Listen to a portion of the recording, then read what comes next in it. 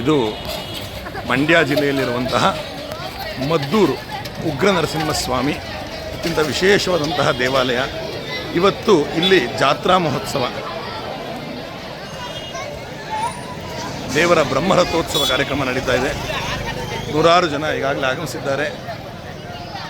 ಒಳಭಾಗದಲ್ಲಿ ಭಗವಂತನ ದರ್ಶನವನ್ನು ಭಕ್ತಾದಿಗಳು ಮಾಡ್ತಾ ಇದ್ದಾರೆ.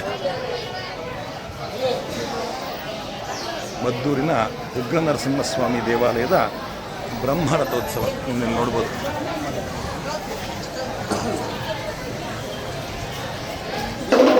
ತುಂಬ ವಿಶೇಷವಾದಂತಹ ದೇವಾಲಯ.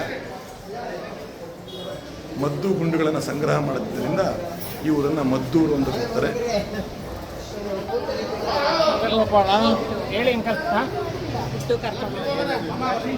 ನೋಡಿ, ಇಲ್ಲಿ ವಾಕ್ಯ ಇದೆ, ಡೋಲಾಯಮಾನಂ ಗೋವಿಂದಂ ಮಂಚಸ್ಥಂ ಮಧುಸೂದನ ತತಸ್ಥಂ ಕೇಶವಂ ದೃಷ್ಟ ಪುನರ್ಜನ್ಮ ವಿದ್ಯತೆ. ಅಂದರೆ ಪಥದಲ್ಲಿರುವಂತಹ ವಿಷ್ಣುವನ್ನು ನೋಡಿದ್ರೆ ಪುನರ್ಜನ್ಮ ಲಭಿಸುವುದಿಲ್ಲ ಅಂಥೇಳಿ ಅಂತಹ ವಿಶೇಷವಾದ ವಾಕ್ಯವಿರುವಂತಹ ಉಗ್ರ ನರಸಿಂಹಸ್ವಾಮಿ ದೇವಾಲಯ.